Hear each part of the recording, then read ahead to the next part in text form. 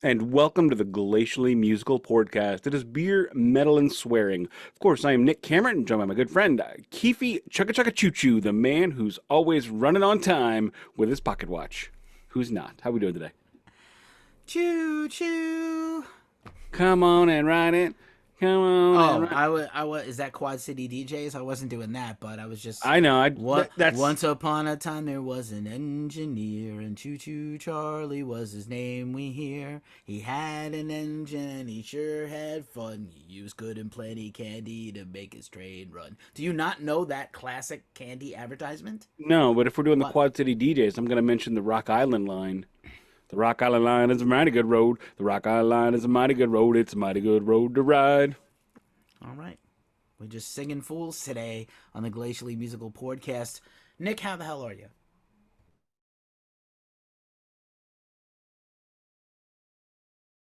Damn it! How are you, sir?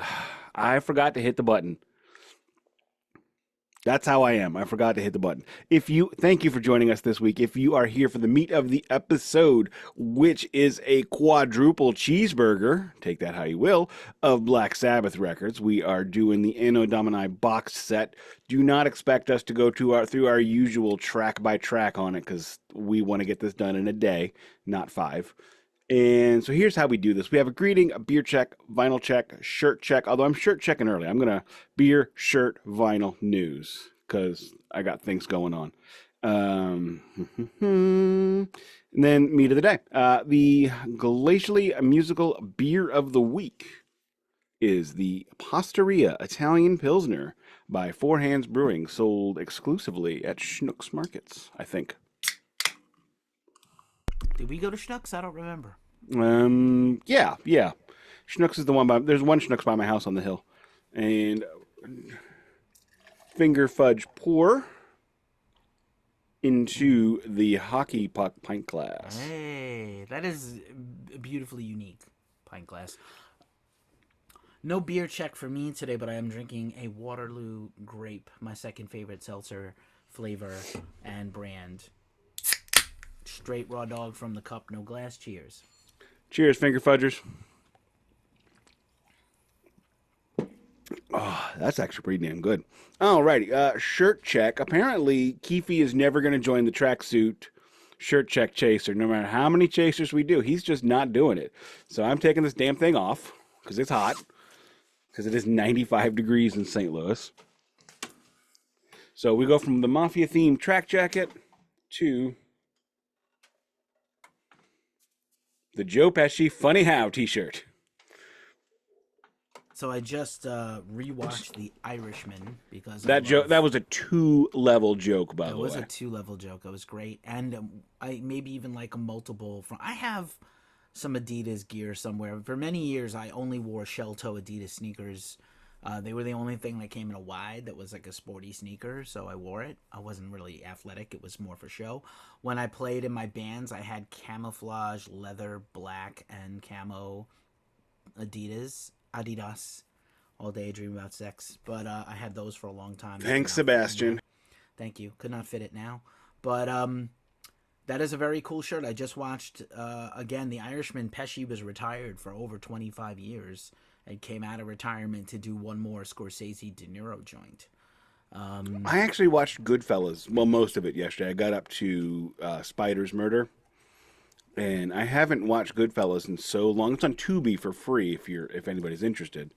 And I hadn't watched it in so long. I hadn't before the last time I had watched it. I had never read either of Henry's books, and I have read both of his books now. And watching the movie after having read the books, it just gives you a much wider picture into everything they're doing. There's a lot of stuff that's in there that is just implied in the movie that is flat out talked about in the books. Anyway, Interesting. moving on to my I didn't. vinyl I check. didn't. I didn't do my shirt check. You just skip right past me. I did do that again, didn't I? You did. It's okay. I'm wearing one of my Haunt shirts, Haunt, the great heavy metal band from Fresno, and a Sacred Reich hat. So I'm feeling very heavy metal thrash today for Sunday. Even Well, though we're I'm gonna wearing my not doing heavy metal thrash albums. I'm wearing my St. Louis City SC hat. Thanks to Lawyer Wife, I actually went to the game, my first game ever this past week, and it was miserable because it was 95 degrees and sticky. It felt like being in an armpit for 2 hours. I thought you were going to say it was miserable because it was soccer, because that's what would make me miserable. Soccer I is not love really I a love sport. soccer. Yeah, it's not really a sport, but okay. It's the most athletic, most team-based sport there is. Soccer is what's the line from Dogma? Soccer is the most exhausting No, activity it's one can do, except for mass genocide. no, it was the line was, "What? You lit a few fires." I made it rain sulfur. There's a I slight rain, difference. I rain down sulfur and brimstone. There's a subtle difference. Mass genocide is the most exhausting activity one can engage in, next to soccer. Yeah, that's the only proper use of soccer in a sentence. I don't care about soccer. Yeah, Oblong football only for me, please. Americans. America. I love pointy ball, but it's got to be the right brand of pointy ball.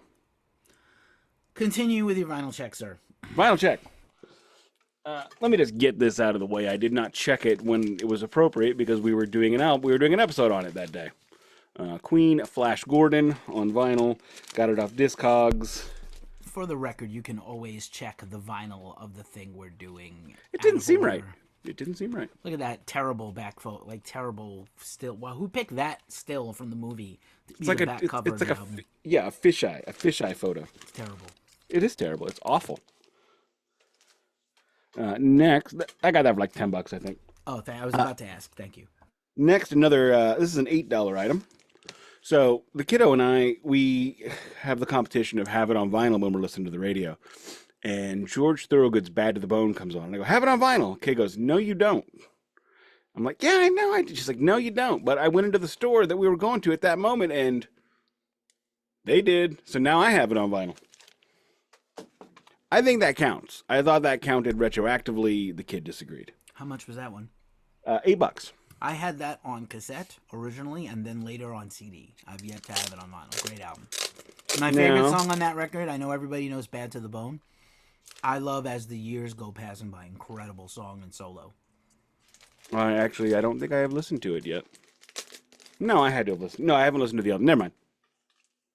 Now, the piece de resistance of this week's vinyl check. Da-da-da-da. Kiss, Creatures of the Night.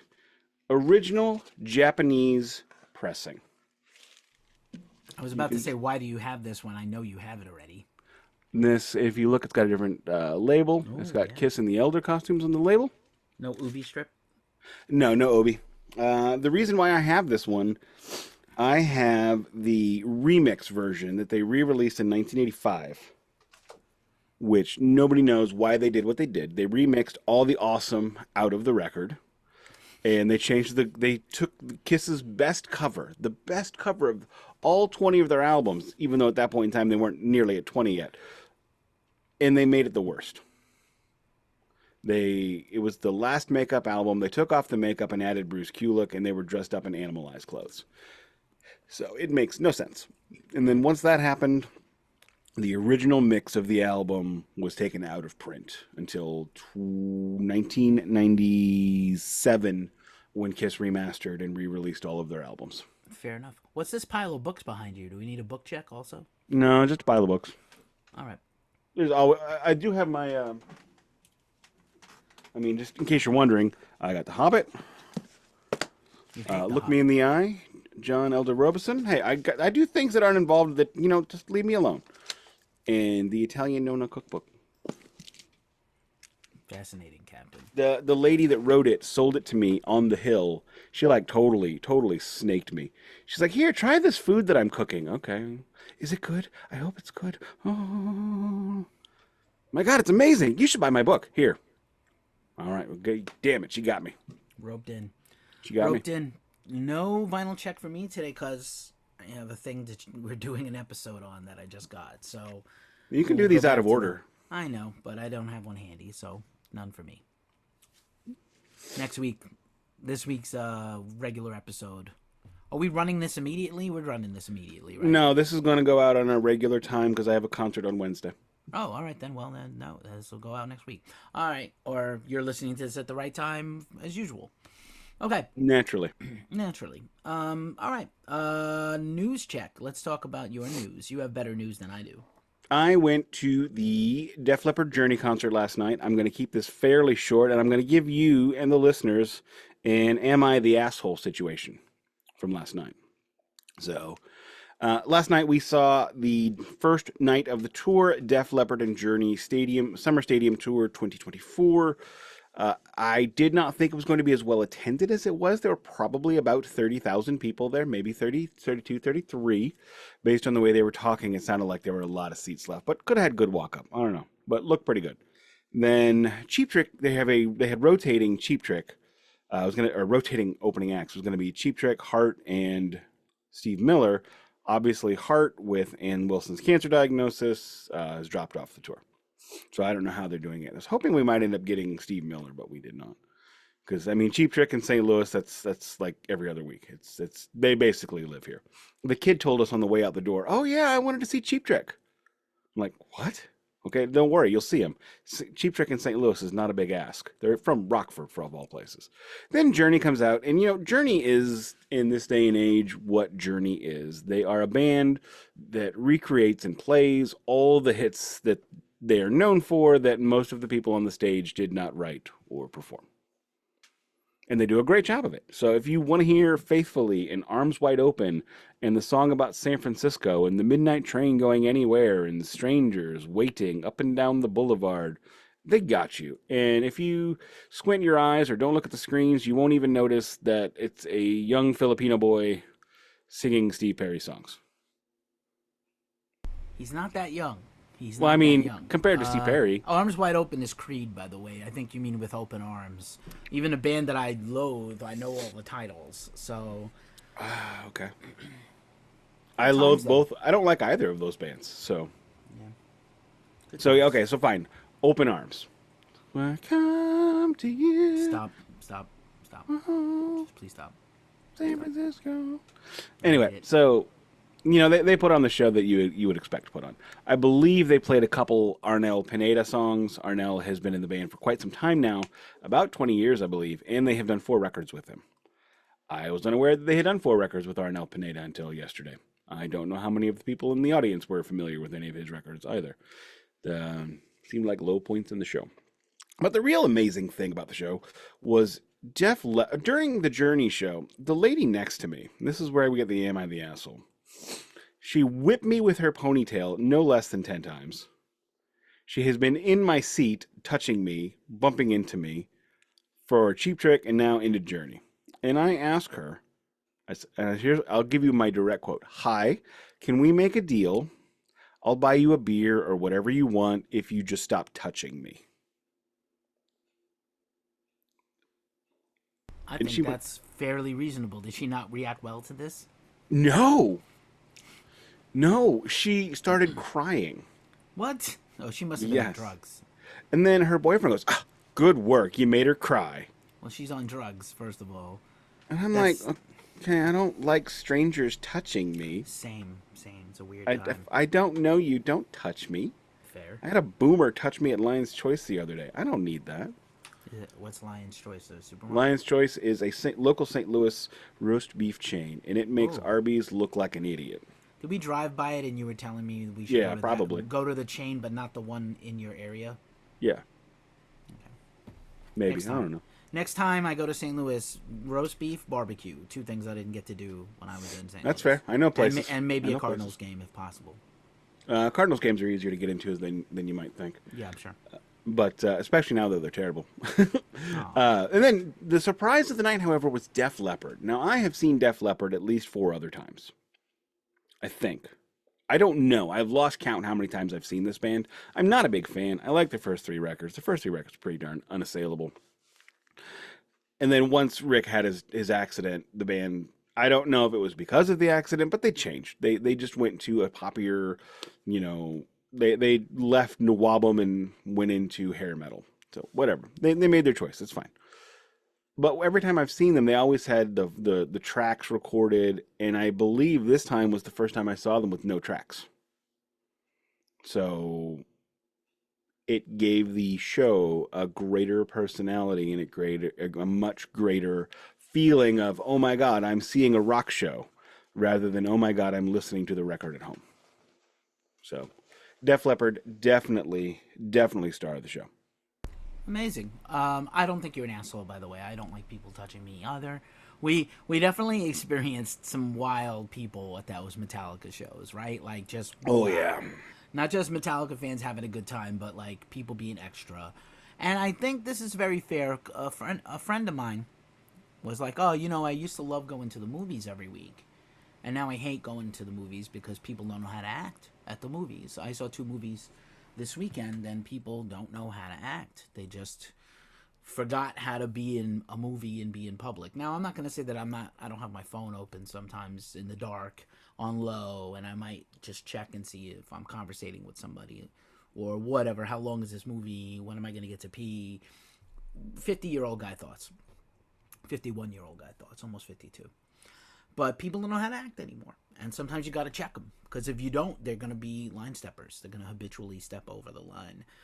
Instead of being upset that you made his girlfriend cry, he should have been like, honey, calm down, settle, enjoy yourself, but don't spoil someone else's enjoyment. Here's where it Your gets enjoyment weirder. shouldn't ruin anyone else's enjoyment. Here's where it gets weirder. He was on the aisle seat. Oh, yeah. He could have just And switched. they could have switched, and she could have just whipped her hair around, done her dumbass woo-hoo. I don't like, yeah. And like at shows, people headbang and they just gesticulate and wacky inflatable arms guy, right? Like they do that. Totally fine. I encourage that. Lawyer White pointed out, oh, look, we got a wooer. And I'm like, hey, you go on, girl. You have you a good time. Indeed. Until she started whipping me with her ponytail. Agreed. But generally a good show, you would say it's worth going to see, even though you missed Yes. Heart. Oh, yeah. Heart, but Def Leppard. This is the best Def Leppard show I've ever seen. Wow. A great set list, too. How much of it was on tape and how much of it was real? I don't think they had any tape this time. Really? None? Not even for the backing vocals? None? Not even for the backing vocals. Wow. Okay. I think they actually did it. And it didn't have the usual just, canned drum fills that, Rick Allen typically plays because he has to. Yeah, wow. And look, it is what And it they is. have they have Phil Collin and Viv on guitar. Yeah. Okay. Yeah. And I told Lawyer Wife, whenever Viv plays a solo, you got to raise the devil horns. She did not. No one else did. Even though Dio fired him for being a dick and asking for more money. Wendy Still, he was still in Dio. He was in Dio. On the best records. And on Whitesnake also, one of their best records. Oh, I didn't know that. Half that record. He co-wrote half of that record with Vandenberg and John Sykes, the three-headed guys. All right. I don't have much of a news check this week myself. We just did an episode, even though this is next week's episode. But I'll just talk about a band I don't know if you're a huge fan of, but I'm a huge fan of. Lamb of God, who is about to embark on their tour. They're about to embark on their tour with Mastodon. Again, you're not a fan. And but Mark Morton of Lamb of God has released his memoir, which got sent to me, and I have yet to finish. I've really yet to crack it, but I'm looking forward to Desolation by Mark Morton, his memoir. He's also sober, making him one of the few sober members of the heavy metal community these days. Not that few, but his own bandmate Randy T. Randall Bly has been sober for quite some time. He wrote the foreword. Little back cover quotes by Corey Taylor of Slipknot and Randy Bly. So I'm excited about that. That book is out now in case you want to check it out. I believe there's an audiobook version if reading ain't your thing. And I think we did all the checks and we can bring our guest in. Is that correct? That is correct. We are bringing... Oh, wait. Do you want to do... Yeah, you want to do the glow up now and then we'll bring him in? We are bringing a man who is out there every day doing business. Now he's doing our show, which makes this officially show business. Show business. Maybe we'll get some business because of the show. Anyway, he is a heavy metal podcaster who is out there spreading the word of fuzzy doom. He is the host of Fistful of Doom, the doom metal podcast. Friend of the show, a man who was very kind, who got bumped on this more than once because of stupidity and lucky. Good friend, Jamey Morris. Alrighty, Jamey, talk. Who are you? I'm Jamey.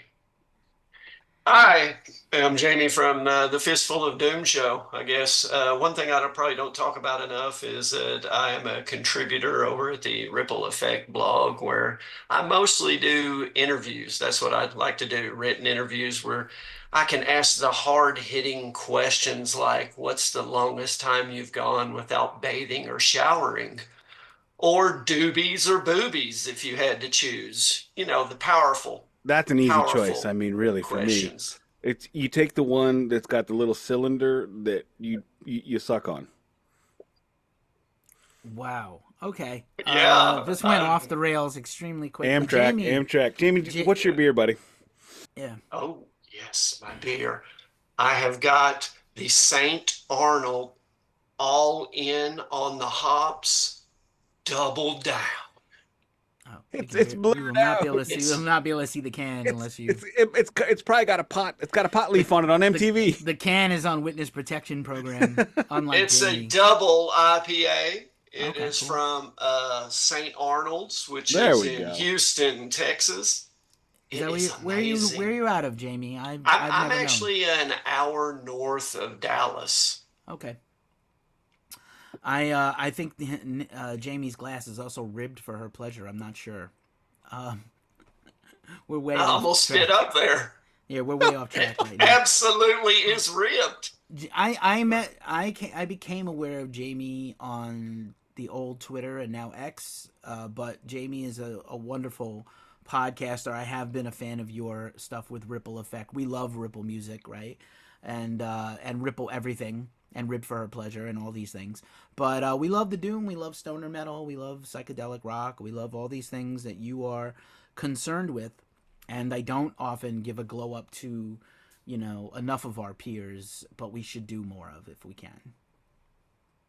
I mean, Thank one of the you. things I've always said is, we all reach the limit of our reach. So, you know, there's enough time in the day to listen to everything, basically, if you want to. If you like it, move on. I mean, anyway. So a rising tide raises all ships and whatnot. And let's see, where are we going with this?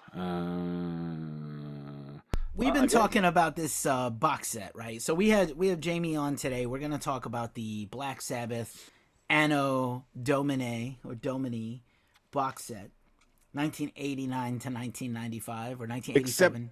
except that it's not Except 89 that to 9. it's not comprehensive. It's a bad title.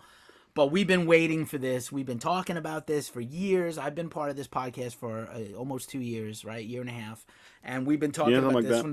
from the very beginning of like, wow, wouldn't it be great if this ever comes out? Then we got the news that it was actually happening, and Iommi seems to be singularly focused on this project between like just doing the project. He had been working on it on and off for years and doing content around it, which I don't think he's even done for a lot of Black Sabbath stuff. Yeah, he did a video. He's done several videos Video with series with with Tony Tony Martin. Martin. And And we I'm like, talk wow, I didn't even think you guys still talked. we've done so much stuff on Black Sabbath with Ozzy, my personal favorite, Nick's personal favorite, Dio Records. We've done so much Black Sabbath stuff, but this is really underrated, and I think a lot of people are hearing this for the first time again, or hearing it for the first time, I had possibly. Eternal Idol not contemporarily, but close to, because that one came out in 87 or 88, I believe, and I got it in like 91-ish. So not too I far out. didn't like Eternal Idol when it first came out because I was strictly an Ozzy person and a Dio second, but that's my journey. And I love Tear and Forbidden actually, and people don't love Forbidden, but I do. And for a variety of reasons, Jamie, what's your relationship to these albums before we sort of delve into this box set a little bit and Black Sabbath in general? I don't want to blow any minds here, but I may be the least knowledgeable person on the planet when it comes to Black Sabbath.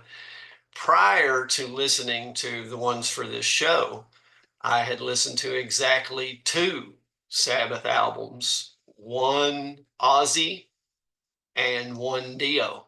And I preferred the Dio one. So There there's you that. go. That's the smart play. Me, I just got Dio first.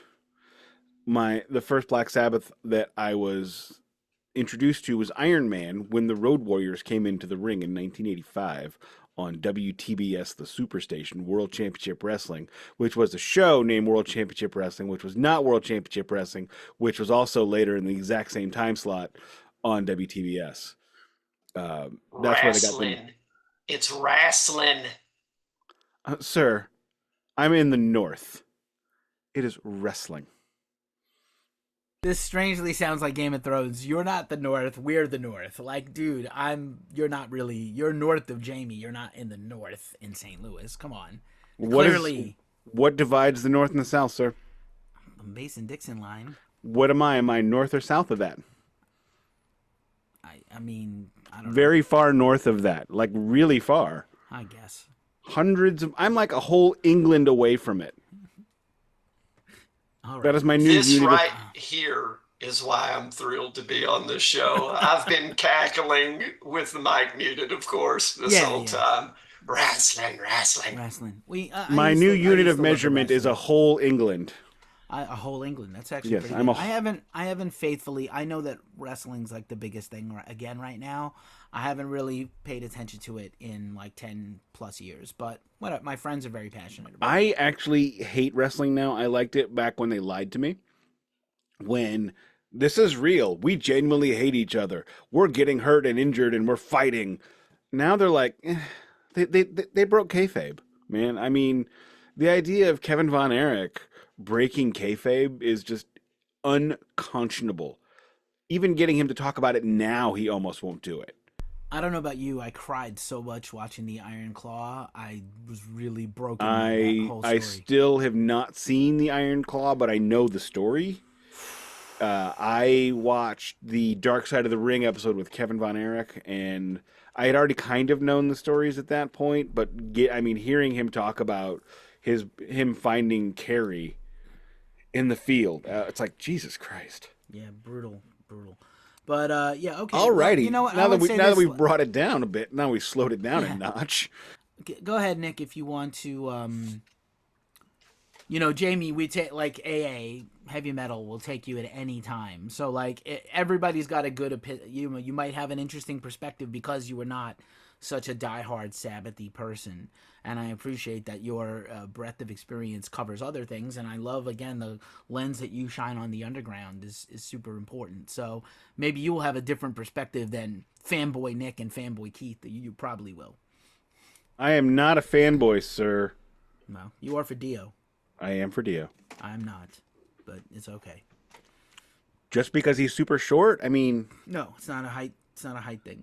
I prefer Dio solo to Dio with Sabbath, and I prefer Ozzy in Sabbath because Ozzy is Sabbath. But there was nobody in Dio that was as good of a guitar player as Tony Iommi. Well, that's anyway. That's we're talking about the whole world. Let's talk about this box set of Tony Martin for a second. Go ahead. Let's talk about 1986. In 1986, Black Sabbath was hooked up with an abject piece of crap whose name is dead to me and will not be mentioned. And they decided, you're an abject piece of crap, so goodbye. I don't know if that's how it happened, but I choose to believe that's what happened. So what do you do if you are Tony Iommi? At this point in time, you are on your fifth lead singer. In 15 years, you're on your fifth. And so you had Ozzy, then to Dio, then to Gillan, then to Hughes, then to abject piece of crap, and he's out the door. So now we got to get number 6. Well, what do you do? The best eras of Black Sabbath in terms of critical and public reception were what, Jamie? Dio and Ozzy? Dio and Ozzy, that is correct. Gold star for Jamie. And what do you do in order to keep that going, Keefy? Of course, my shit is still technical difficulty city. You reconstruct the band with new guys or new old guys. No, wrong. Wrong. Okay. You find somebody that on stage sounds just like Dio or just like Ozzy at will. And then in the studio, you tell him not to do that. Yes, that is not an unfair appraisement of Tony Martin. I think you got to give Tony Martin some flowers. He turned out to be a real There gift. are 3 Tony Martins. There's The- Tony Martin. There's Tony Martin Dio. And then there's Tony Martin Osborne. Yeah, yes, that's fair. That's fair. That But is that is like 3 flowers. he was absolutely the right person on these records. Like, if you were not able to get the other guys and you didn't want to start again with another unknown person or barely known person, Tony, who was kind of an underground heavy metal artist before, and continued to do solo stuff and with other bands in and out of Sabbath, right? That is correct. That is correct. When they, he definitely didn't have his feelings hurt when Dio came back. He definitely was willing to come right back in. He wasn't, Twice. He didn't stick his nose up twice. He came back twice with He was Dio. amenable, which those inconsistent guys on cocaine like Geezer and Iommi definitely needed. Oh, no. Geezer wasn't on that much cocaine. He didn't do that much drugs or drink that much booze. Read his autobiography. He'll tell you. Yeah, he wasn't the big partier. He was very moody. He's a very moody person. He barely touched the stuff. Yeah. He just got a lot of... He does have a lot of stories about touching the stuff. Yeah, he only likes the smell of it. He doesn't like to snort it. Okay, I've got a question. Who wrote the lyrics in the original Sabbath lineup? This is where I'm a little bit confused. Okay, I thought I had heard that, but I wasn't 100% sure that was accurate. Here's how this went down. In the Ozzy years, Geezer wrote 80% of the lyrics. In the Dio years, Geezer and Dio wrote about 50% each. Dio probably wrote a little bit more because he can. And then in the next era, Ian Gillan wrote all the lyrics. Well, and then Geezer left. And so on Seventh Star with Glenn Hughes, that was supposed to be a Tony Iommi solo record, so he wrote the lyrics. Tony Iommi cannot complete a thought. Just going to throw that out there. He had some great ideas that went nowhere. Like, he's singing about the Seventh Star, and okay, well, you're singing about it. It's lovely, and it's wonderful, but why are we singing about it? What's special? We never got to the special. He just didn't tell us. So, yeah, so I don't know who wrote the lyrics on Eternal Idol, but we're also not talking about Eternal Idol. And the reason why we are not talking about Eternal Idol any more than what we've already done is because it is not in this box set for the reason that this box set is for IRS Records releases only. The Eternal Idol was the last album released domestically in the United States on Warner Brothers Records. The owner of IRS Records at that point in time called Tony and said, "Hey, buddy, you know how to make a great Sabbath record that everybody wants. Get your boys, come back to England. We'll get some hand pies, some fish and chips. Maybe we'll get some bitters down at the pub, and we'll have a good time and smell some salt. Trust me, it's salt. That little white powder is salt. Sea salt? Oh yeah, definitely. Well, all salt is sea salt. That's where it comes from. It all comes from the sea. Unless it's not salt. Well, if it's not salt, this salt comes from Colombia. Colombian sea salt? Colombian sea salt. The best kind. Leafy Colombian sea salt. So they did. Go ahead. And then they recorded the first completely original album with Tony Martin, because the Eternal Idol, all he did, basically he came in the last week of recording, he comes in, they say, here's the tape of what was done before, do that, let's go on tour, we gotta go. I don't really know why they did that, because especially since when you hear, Duncan and I were going to do the original version of Eternal Idol on the DMA, but I listened to it, and it sounded exactly the same. If you hadn't told me it was a different singer, I never would have known. Basically, Kill 'Em All guitar leads. Hey, Kirk, play what Dave did with a little bit of you. With a little bit of you in it. No, there was no little bit of Tony in this. It was just do this. And I wasn't a fan of Eternal Idol. I was in high school at the time, and I didn't like it. And I was like, nope, Ozzy solo. and no Black Sabbath anymore. I was made up my mind. I was like, Black Sabbath's done and not coming You back. made up your mind? Were you keeping your baby? Yes. Yes, Papa, don't preach. I'll preach if I want. Now talk about like okay. Fast forward. Now they spent some time with Tony, and they made a Tony Martin, and they made an actual whole great record. And it does seem like, considering all the stuff going on with Tony Iommi, they were pretty prolific for this period of time, including Dehumanizer with Dio, right? Like, this is from 1987 to 1995, they released 5 records. I mean, that's a pretty impressive clip for anybody. I'm sorry, 89. 89. Yeah, Ozzy didn't do that, so No, at this time, Ozzy released 2 records. yeah. Although one of them is No More Tears, which is amazing. So anyway, but he had a lot of help. Well, Ozzy never wrote a record. Not by himself, no. Or a song. Continue talking about. I don't know if you want to just touch on each record, touch on the box set itself. What do you want to do, Nick? I think now would be a good time for the box set. So let me see how well this looks on camera. Yeah, Nick's gonna unbox the box set, and then we'll get Jamey's thoughts too. All right, can you still hear me? Okay. Yep, sound good. All right, I'm gonna put the microphone right there. So here is this sticky boy. Now, I've got to point out that when they announced that this monstrosity was coming, I remember talking to a lawyer wife and I said, I really hope they keep it under $250. If they keep it under $250, yeah, I mean, that's an automatic trigger, which is expensive. But when you think about the fact that Forbidden, an original pressing of Forbidden right now goes for $500, you're saving a couple of bucks. So when they announced that it was, how much was it, Keefy? Still muted. Okay, $100. $100. Technically, mine was $97.98 at Amoeba in Hollywood.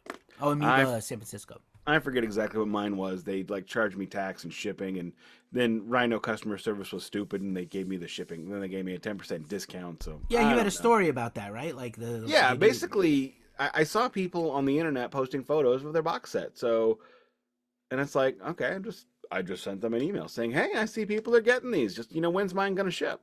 The answer I got back 3 days later was, oh, we're sorry to hear you're having problems. If you want, you can cancel. That's not remotely what I asked for. I mean, that really feels like you didn't read my letter at all. I appreciate that's what I don't appreciate about you. So I emailed back saying, no, I ordered it because I bought this 3 months ago from you because I want it. Just when's it going to ship? And then I got a response back 3 days later. Sorry you're having problems. Would you like a 10% discount? No. Just tell me when it's going to ship. Just give me an idea. Anything. 2 days later, I got an email from Rhino saying it had shipped with a tracking number. And 2 days after that, I got another email from Rhino, customer service this time, saying, sorry, your order has already shipped. We cannot cancel it. Here is a 10% discount. AI at its finest. I don't think it was. I think these were actual people who were just that overworked that they just can't even bother. So anyway. So did I understand this correctly, that only cost you $100? Yes. The whole box set? Yes. Holy sheep shit. Yeah, and you're like, now you're like, why don't I have one? Yeah, it does seem like quite a value. I haven't been buying a lot of records this year. The Black Sabbath box sets have been priced reasonably well. They have only been around $100. Did I send you the picture, Nick, when I was in LA recently? Yeah, you did. Of a beat up copy of the Metallica Master of Puppets box is going for $800. Yeah, you sent me that. At Amoeba Hollywood. I was like, why? Crap. See, I thought the Metallica sets were priced reasonably well. They've been around $200, and you get quite a bit for them. The Black Sabbath sets, you get quite a bit, not as much, but they're only about $100. And you know what? The thing is like, I have been considering getting the oh damn it, what's the most Symptom of the Universe on it? Where they're like backwards in the mirror. Yeah. Sabotage. Sabotage. Yeah. I have been thinking about getting the Their Sabotage least box good set. album. I told you not to. I didn't buy it. I'm gonna get it eventually. Yeah. Now that I have every other Black Sabbath record except 5 Ozzy records, I have to get the Ozzy records, which is unfortunate because I don't have the ones that are bad because they're bad. So anyway, where was it? So interesting. Other bit of point of order we didn't discuss. There are bonus tracks on the CDs. The CD version has a couple of B-sides that were released in Japan. I think there's 3 songs in total. And there are other complete songs recorded by these lineups. However, due to Mr. Iommi making a deal with Sharon Osbourne, they cannot release any new music under the name Black Sabbath unless it features only the original members. Hence why Heaven and Please, Hell. never again. Never again. Correct. There will be no new music under the name Black Sabbath forever. Probably. So, I have to say that I think that's probably a positive in my opinion. I don't know. by the way, just to correct the thing, 13 also came out on Warner Vertigo, right? That was later. But Nick doesn't count 13. I actually enjoy 13, but I know I'm 13 in the sucks ass. I'm in the minority. Yeah, I like it. I like good records. I like God is Dead. I like it.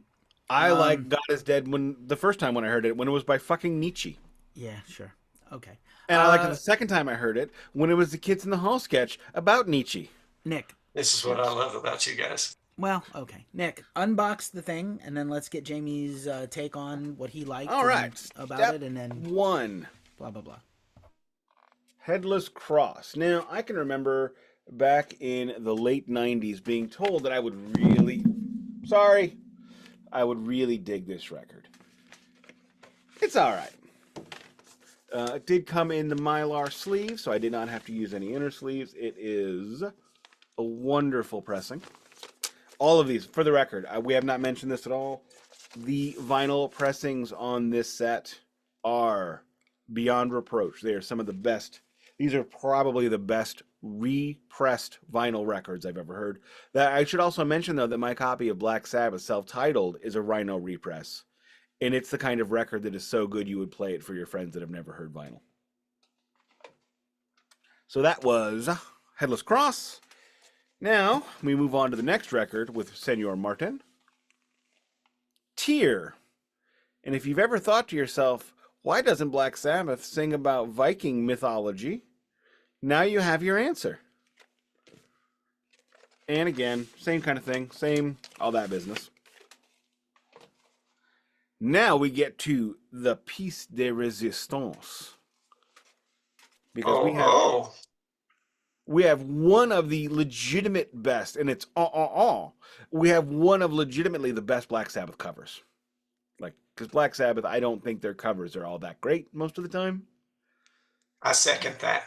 It's not as bad as like Kiss record covers, but it should be a lot cooler. And this is the only album in this set to feature one Geezer Butler. And that would be Cross Purposes. Now, The album cover they stole from Scorpions, from the single of Winds of Change. Yes. oh look, it's Dogma. Oh, send me an angel. Hey, Big Bird, let's play the counting game. Yeah. Count the shell, suck a duck. Yeah, go ahead. We got the back cover. Forbidden had the best artwork, in my opinion. That's just me, though. What drugs are you on right now? Look at that cover art. It's amazing. It is in my lap. I'm looking at it at 12-inch size.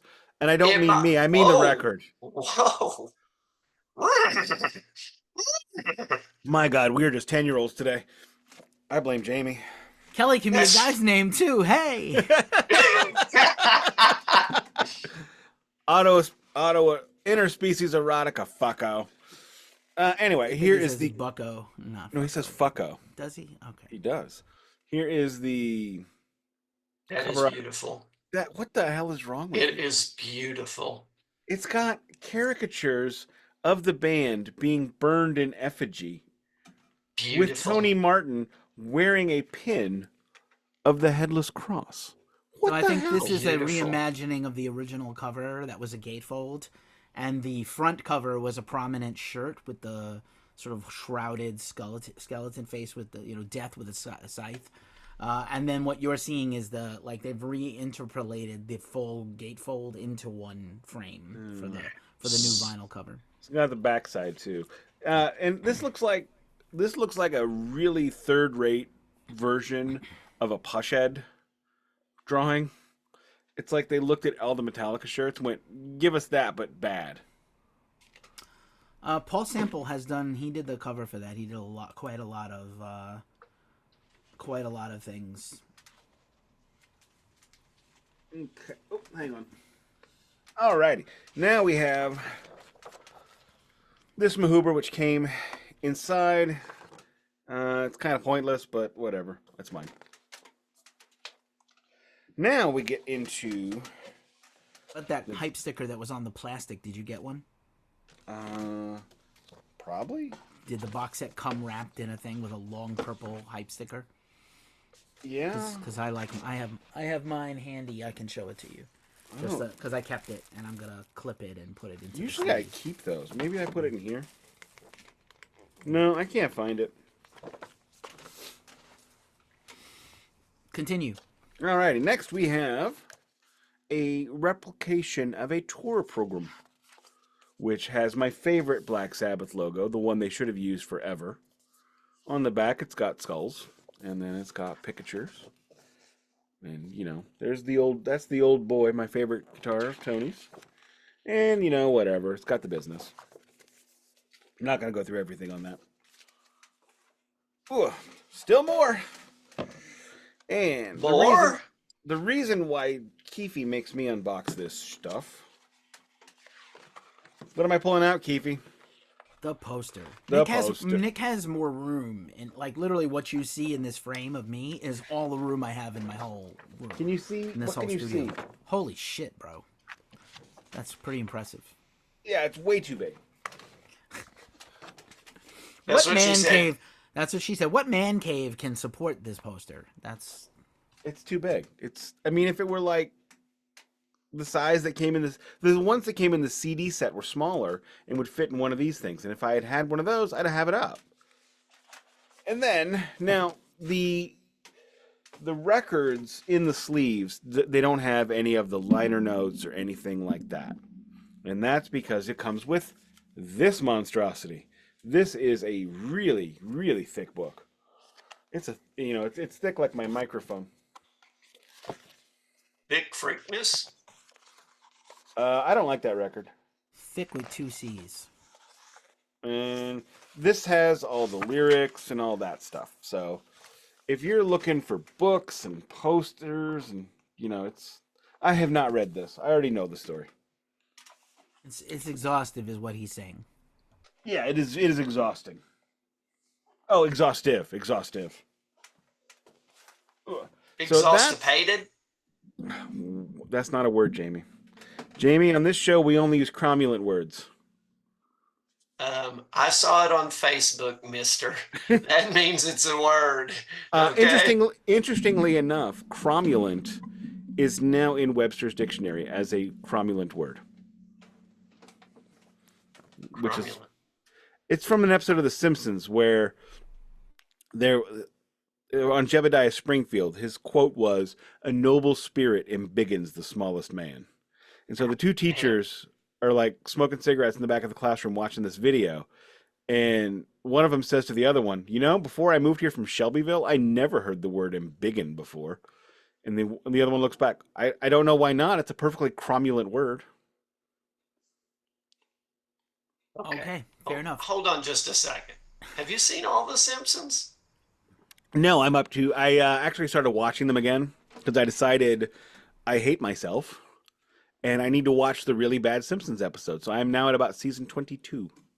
Jesus. Yeah, I know. Hey, let me ask one more question, not to derail us from what we're doing here, but I feel like you accomplish a lot in a day, each day, but it seems like you have a lot of irons in the fire. So my question is, do you have very structured days? Is that how you're able to do all I see you talking about, all the things that you're cooking and you're a sports fan, and now The Simpsons. Obviously, there's music. You have two podcasts.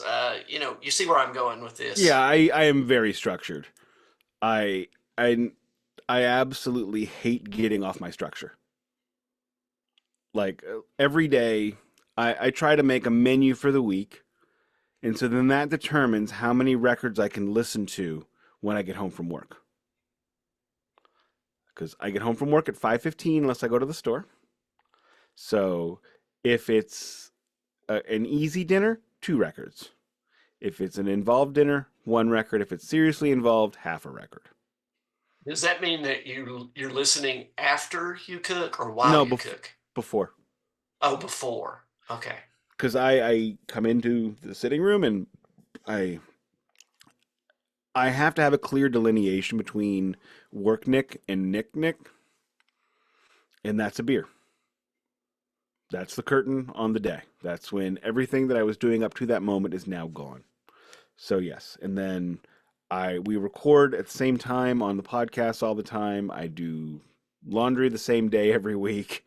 I had to change it up because I've gotten off my schedule. But yes, I'm very regimented.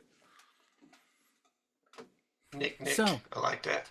yeah, so here's the thing. Thank you for unboxing that whole thing, Nicholas. It's a And monster. it is a monster, and again, value priced. I think that's a tremendous value. 4 vinyls and all this accoutrement and the box itself for under $100 is Oh, and outstanding. it's got the kind of stuff in the box that people who buy box sets love. Right, it's very well thought up. And It's not my it's those beautifully kinds of done. things are not my jam because I look at them like one time and I'm good. But I imagine you'll display it on the top of the shelf. I haven't decided. I'm actually going to ask you guys what should I do about this? Because here's the thing, man. I'm not going to listen to this thing all at once every time, right? I'm not going to be like, all right, let's listen to some Tony Martin. Well, let me get Eternal Idol and the next four, and that's what I'm doing for the next 3 days. No, I'm not doing that. So do I take the records out of the box set like I did the Metallica records and put them on the wall and then display the box with the Metallica boxes? I feel like that's what Yes. I should do. Because maybe I want to I listen to mean, Forbidden and I don't want to have to dig through a poster, a tour program, and that thick ass book to get to it. yes, I agree with that 100% because then you're going to beat those up, whether you care about them ultimately or not. I'm one of those weirdos that don't want them all like bent up and shit because you're pulling them in and out and digging for records. Well, and if Not I for put me. them on the shelf, they're going to go in the outer wrap, which protects them. So, yeah, I think that's what I'm going to do. Fair So, enough. so So anyway, let's go ahead and do a quick. Um, Jamie doesn't get a vote. Jamie gets a half vote. oh, What do we think on a scale of 1 to 10, 1 being the worst, 10 being the best, of value for this set? Are we talking price wise? Yeah. I mean, just based off what you've told me of the price, I think it's a great value. I mean, listen, I'm not a fan, but just the fact that it's vinyl, I could see what you showed up there. It was put in a nice box. It included a lot of good stuff. I think that's a hell of a value. some of these records were pretty scarce, as Nick has alluded to. So Yeah, I they have. weren't even all available. Duncan was kind enough to send me his copy of Tear, which at the time was selling for over $100 on Discogs. And he's like, I got it for a fiver in a charity shop, and I remember not liking it, so yeah, you can have it. I'm like, you Poor Duncan. sure? Poor Duncan Evans. Oh my god.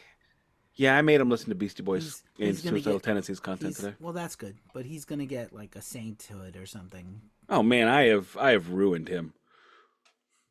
I continue to ruin him weekly. Anyway, where Nick's were got we? an eye for talent. Look, I get people to make me look good. What do you want? That's what I do. I can only look so good. You can only polish a turd so much. At which point you got to get things to draw your eyes away from the turd. And that's why I get handsome ass Duncan Evans. And it's still a turd, right? At the end of the day. I'm still the turd, but he's not. So you don't notice me so much. That's my, and then he's English, which makes him sound so sophisticated. And you just got my dumbass saying, open, stupid Midwestern things, which is in the North, by the way. Are we sure it's the real North? Or We is got, it the we got factory, son. The king of the wrestling? north. The king of the Wrestling. north. No, it was wrestling at the Chase. We used to have our wrestling in our most posh hotel. That is not a joke. Nice. I never got to go, but I watched it on TV. I never got to go to the sportatorium either. But Oh, God, I wish I could have gone to the sportatorium. But from what I understand, it was basically a piss hole. yeah, I bet it smelled like armpits and stale beer. And, well, Well, cigarettes, of course. and probably dead goats. But I once went to South Broadway Athletic Club to watch a wrestling event, and that's our local. You have local wrestling there, and I actually knew one of the guys that wrestled there a little bit. He was a next door neighbor of a friend of mine, and I remember being there, and this is like in 2007, 2008, and people smoking like in the seats, and I'm like, what? We still do that? All right, okay, whatever. Let's get me a bush and let's have a good time. And a lady going, I can't believe he keeps letting him up.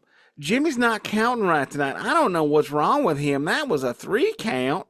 And I'm like, Cheryl Ann, this ain't real. Any chance Hook, of line, and sinker. any chance of Jamey's friends or fans liking our show is gone. Anyway, Nick, Jesus, with those What? this impression. Hey, if this gets me any street cred or not, I once touched Carrie Von Erich. Okay. That's pretty cool. I once touched Road Warrior Animal. I once touched Joan Nice. Jett on the arm. I touched Sting. No, Sting touched me. Sting the singer or the wrestler? The wrestler. Oh, I thought Inappropriately? No, it was a high five. I did give Sting a high five. He at the New York did Comic Con. linger on my hand a minute, but that probably didn't mean anything. Yeah. He was Kmart. Could be. I will concur. I think this is a tremendous value for the money. And but let's talk about the quality, because again, these records were hard to find, and they were remastered completely by Tony, and Forbidden was remixed. Forbidden was completely remixed. Which, This is again, not. I think actually Forbidden is probably my least. That's favorite. everyone's least favorite. That you're not special. That's Uh-oh. That is their worst record. Nick, Uh-oh. unlike my mom who told me I was special every day of her life, you're not special. Not for that. Thanks. You're special for the beard. Oh wait, lots of dudes have beards. Yeah, I know. Okay. Continue. Jamey, what were your impressions of listening to this material that you weren't super familiar with, and you're not a huge Black Sabbath obsessive like we are?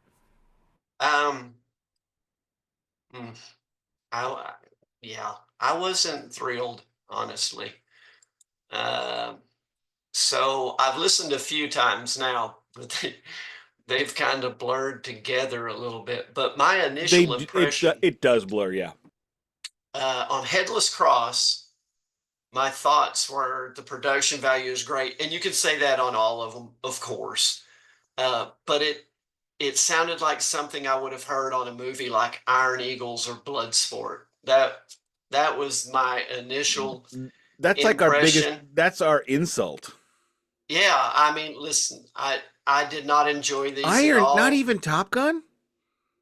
No, it has to be a B movie or worse. Oh, so that's Listen, why. But not and Iron one- Eagle 2, right? Iron Eagle 1. No, because I don't know what that is. I mean, I know what it is, but I don't know where it falls on the A, B, C rating. Maybe not in the It alphabet. was the sequel to Iron Eagle. I know, I got that, but did it need What one? about? No, it I mean, didn't- it's like, did we need an origin story for Willy Wonka? I didn't. I went and saw it, but no, I mean, did not need it. No. So, but one thing that you did say that I did not know, and that enlightened me a little bit, because truth be told, I was shitting all over Tony Martin, because that's singing. It's not that it's bad; it's just serviceable. But you did say that that it was a guy that could sound like Ozzy and that could sound like Dio, but in the studio, don't do that. Yeah, So if you watch like the live performances of his, he nails Dio and he nails Ozzy. I mean, he was like the Steve Augeri of 1987.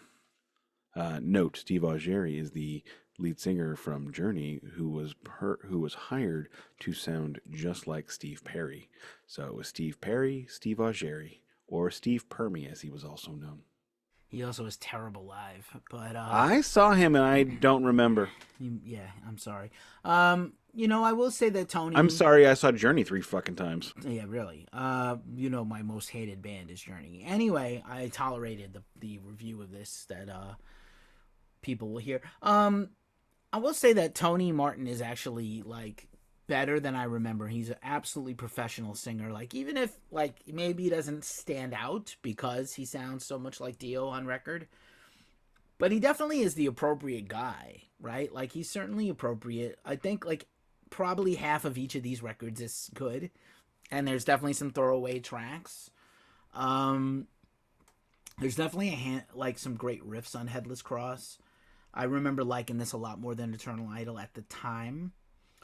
And I also want to say Cozy Powell probably doesn't get enough, doesn't get remembered enough as, he's passed on. What a great drummer he was. And he actually was right in between an Appice and a Bill Ward in terms of talent, right? Like he's an upper tier talent guy. But he's great on a lot of these records that he's on. For me on this set, and I mean, I felt like an idiot kind of buying it because Duncan and I had done an episode on every one of these except for Tier, and for every episode we came back as a Bennett.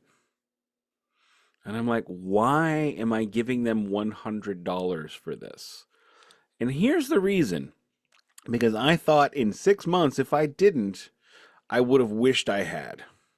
It will definitely eventually, like all these things eventually become scarce. And I think the cool part of this is an underappreciated guy like Tony Martin is getting his flowers now because a lot of people just don't know these records that well because they A lot of weren't people that don't know popular. that Tony Martin was ever in the band.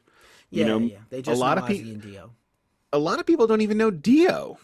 I mean, there's a big portion of the Black Sabbath fans that won't even listen to Dio Sabbath, and I'm like, I also know some Dio fans that hate Ozzy and think he sucks, and they don't even acknowledge the Ozzy songs, which is insane to me. the Black Sabbath fandom is a strange thing. But I mean, the Black Sabbath story is a strange thing. But yes, Tony Martin, unlike every other singer for Black Sabbath not named Ozzy Osbourne, had no all you'll remember him from such great albums as Rainbow Rising, Smoke on the Water, Trapeze. Tony Martin, you may know him from The Store. When you went to buy apples, he was getting cucumbers. So right there, he's just got a much bigger, tower to climb to get to Rapunzel. Whereas Dio, everybody's like, wait, is that the man on the Silver Mountain guy? I know that guy. That guy's good. Or Glenn Hughes, he was in Deep Purple. I mean, they had half of Deep Purple in Black Sabbath at one point in time. That's true. They should have gotten David Coverdale to do a record too, because I mean, They why thought not? about it, and apparently Cozy Powell convinced Iommi to keep Tony Martin instead of getting David Coverdale or Dio back in. Oh, I don't By know. the way, Brian May is also on Headless Cross. I forgot about Brian. Iommi and May are like buddies, like very close friends. So Dr. they end Sir up on- Brian May, OBE. Yeah, and so even Brian May can't save this, but we did just do a whole series on Queen for 2.5 months of Queen. So Too much Queen. Too much Queen, probably. But yeah. Let me say, I really appreciated these a lot more listening to them on vinyl as well. And everybody knows where I stand on vinyl versus streaming versus all that business. So there's no need for me to spend the next 20 minutes talking about it, but I will if anybody wants me to. No, no. Okay, I won't do it then. Fine, I won't do it. But No. I did listen to these like on YouTube when we would do them for the DMA, and you don't always get a really clear picture of listening to a record that way because I listen to it on my speaker, so I don't even have like the stereo. And I really enjoyed these records way more on vinyl than I did, even Forbidden, which is objectionably bad, even though it's produced by Ernie C. and has an Ice-T cameo. So Forbidden has Ernie C., Ice-T, and Brian May, and it still sucks. It is a turd No, that can't Headless be Cross polished. has Brian May, Oh, does it? not Forbidden. Oh, But well, I also want to say that Tony Martin's solo band is called Tony Martin's Headless Cross for a reason. And I did not know that. yeah, because he thinks it's I'd the go best. see him if he came to town. I mean, I would I definitely go. would absolutely go see him. I don't know that Iommi can actually tour either, but Tony was touring until last year. He's been touring, so like. I think Tony is done touring. I believe that Tony was the reason that Black Sabbath ended when it did. Yeah, well, Geezer's also retired now. Let's Geezer. talk for a second about Tear. I think Tear is actually the best one of these individual records. Tear is the one that got the highest DMA rating. We both came not back a with Bennett? Spin It. Not a Spin Bennett. We It, both not came a back Bennett. Spin It on that one. Before that, let's get back to there was something I wanted to say about Headless Cross. So like I had said earlier, the owner of the label had said to Tony that we believe you can make a Black Sabbath record that everybody wants and it'll be a big hit. So he writes the doomy riffs. That's why the riffs on that record are just, so riff-tacular. It's basically riff. It's not riff-raff. It's just all riffs. Unfortunately, there's no Geezer Butler to buttress the Tony riffs because Black Sabbath, to me, what makes Black Sabbath is the marriage of those two dudes.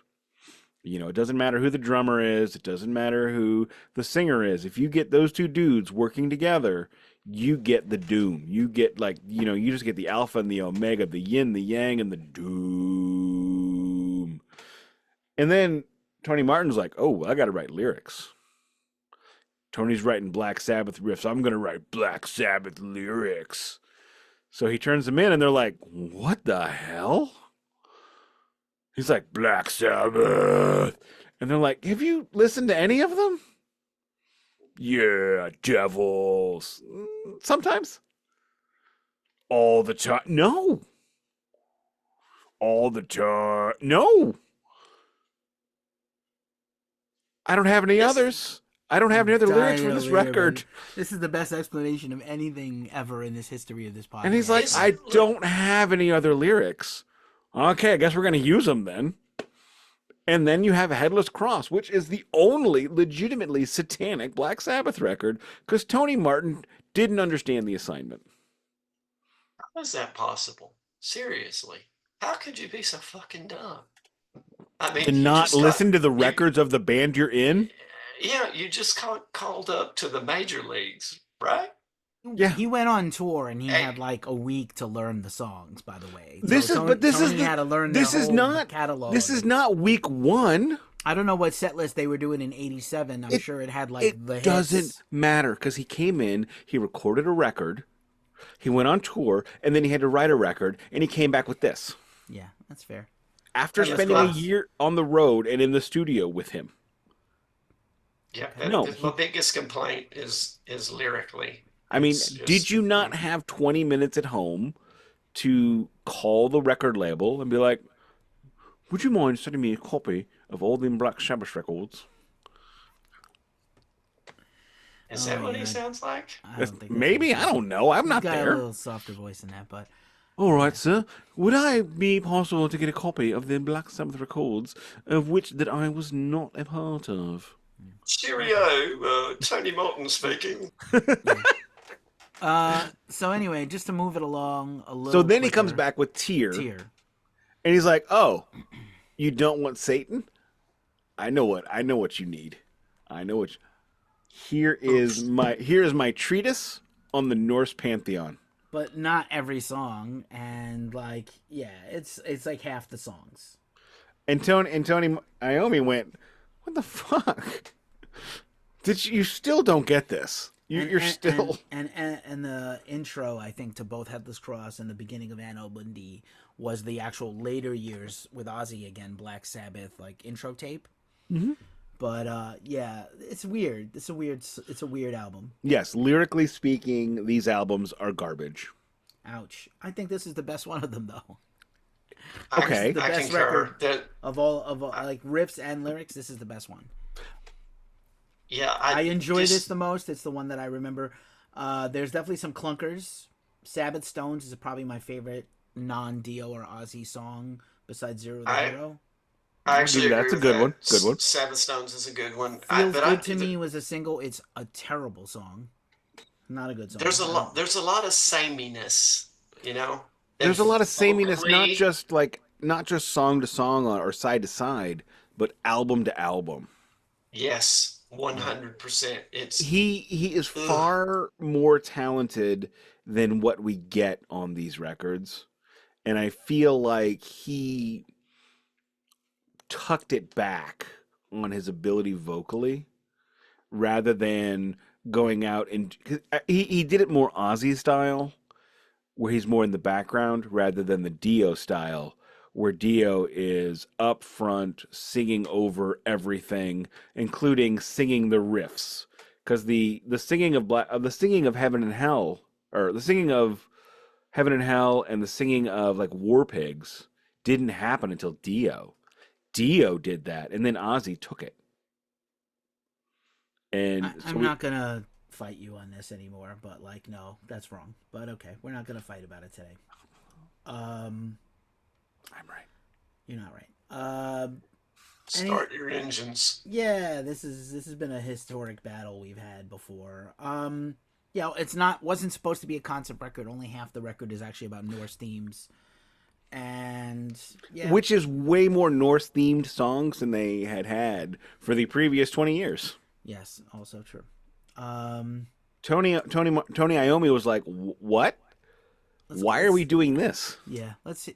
Jamie. Any other thoughts on Tier before we move it forward? Um, no. All right, now let me set the table a little bit because here's where the story gets a little bit strange, as always, as it does. The Tony Iommi and Ronnie James Dio and Geezer Butler relationship has always been very volatile, and at this point in time, they decide, okay, we're gonna get Dio back. They do Dehumanizer. During the recording of Dehumanizer, Dio walks out. And they call. So what does Tony Iommi do? Oh, I know a bloke. He calls Tony Martin again. Hey, come in. We look. We need to finish this record. You know how to do this. What do you think? So he stays for 3 days and works on Dehumanizer, and then he decides, nope. I'm gonna work on my solo record. That's the one to do. Cheers, Tony Martin. You bet on yourself. You also played yourself, but you bet on yourself. Well, I think it's probably a tough situation for everybody involved, and But if Tony Martin were on Dehumanizer rather than Ronnie James Dio, it would not have been the success that Dehumanizer was. And of course, Ronnie James Dio quickly gets into a fight with the rest of the band and quits. For the third time. because he wanted Simon Wright and not Vinny Appice. No, he wanted Vinny. No, well, not according to the usually flawed Wikipedia entries. But no, The issue was did not that want Vinny. He wanted, the issue was he they wanted Powell out, and he wanted Yeah. Simon Wright in from Dio. Who is a Sorry. great? I've interviewed Simon Wright. He's a great. Simon, wasn't he in AC/DC too? He was an AC/DC. He's a great bloke. That Yeah, guy's yeah. actually a bloke. Correct. So, moving on. Dio quit when Tony Iommi agreed to open for Ozzy on the No More Tours tour, which is when Rob Halford steps in for a couple of shows. Which I will give him all the A's for effort on that one. I need that on vinyl. There's a vinyl of that. I would No, like to you get. don't. I know it's not good. It's bad. I mean, if he had like it's the '90s. It's not like now where he could be like streaming those on the Wi-Fi on the plane. No, he didn't know. I mean, he didn't know the songs. That's the problem. So after that, what does Tony Iommi do again? Oh, we're down a Dio for the third time. What do we do? Well, we call the guy that sings like Dio. Geezer, you cool with that? I guess. So this is the only record that Geezer is on in this set. Tony Martin did 5 records with Black Sabbath, and Geezer was on one of them, and it was Cross Purposes. Probably the best all-around record on the set because it has Geezer. I guess I don't know if you play an instrument there, Jamie, but I played bass and sang in a lot of bands, and I love Geezer as like one of my cornerstone bass dudes. And I don't think the songs are that good on Cross Purposes, to be honest with you. Along with the Pilfered album cover, it is a great lineup of guys. We're not here to really talk about this record today, but I don't know. I always thought it was kind of the weakest Dio record. It's not a Dio record. It's a Martin record. I guess. I mean, they wrote it for Dio. Yeah, I don't know. It's not really. I play a mean air guitar, if that accounts for anything. I thought you were going to say skin flute. Yeah. Ugh, Nick. I'm sorry with the way this has been I think today. Ultimately Dio is Dehumanizer and not Tony. He's just got a small contribution to the record. It's not really his record. No, Dehumanizer's a Ronnie James Dio record. Yeah, through and through. But it's they just brought him in to finish it. Yeah, it's the least good. Wait, what are you talking about? Dehumanizer is not in this set. I understand that. I'm saying it's the least good Dio record. Oh, well, Dio yeah. Sabbath. No, the least good Dio Sabbath record is Heaven and Hell. I don't count that. Really? It's the same dudes. I actually like that record. Well, it's not. I like it, but it's still the least good. Yeah, I guess. All right, we'll talk about it another time. So Cross Purposes, and we've already talked a little bit about Forbidden and why it's not good. And we did a body count run, and we both love Ice-T. Ice-T does not belong anywhere near Black Sabbath record in any capacity. Well, the problem is not really Ice-T. The problem was actually Ernie, who I love, and I love body count. We didn't do it. Did we do a body count run? We did a body count run. We did a body, a little bit. It wasn't. Yeah, it was. I'm trying to block it out. Well, they only have like 5 albums. I mean, it wasn't real long. The new long. ones are all pretty good. Maybe we'll do the modern ones. And that's back when we were like really stringent on decades. Yeah, they have a new one coming out soon. Dude, another new one? Right. Yeah. Singles out already. Good for them. I think the mistake was letting Ernie see. I think the label was like, rap metal is really big right now, and if you get Ernie to produce the record and Ice-T will be on it, it'll be like a big thing for them. It was a mistake. Ernie, they said, clashed with the band on things as a producer, and that's too bad because Body Count by itself is great, and Ernie has produced a lot of the Body Count records, and he's great at it, but just did not a good fit. For Sabbath, and then Cozy is out, and Bobby Rondinelli, who's mostly known for hair metal, comes in. He's got a thunderous drum sound. And we talked about Cross Purposes does have Geezer, but I don't think these songs are that good. Except for Evil Eye, which has Eddie Van Halen. Oh, that's what... Oh, no, that was on Cross Purposes? That's on Forbidden? Cross Purposes. Okay. Yeah, Black Sabbath had like a bunch of like secret cameos. Well, Eddie, who is on who is on Warner, so he was historically on the Sabbath label. He apparently even signed to Warner because they originally had Black Sabbath back in the day. It's obviously him. You hear it, and it's like the tapping. It's Eddie Van Halen. It almost sounds like the Beat It solo. Well, yeah, I mean, with Eddie Van Halen, everybody stole his style, but only he sounded like that. Yeah, that's true. I mean, Forbidden's a worse record overall. I don't love Cross Purpose. It's okay.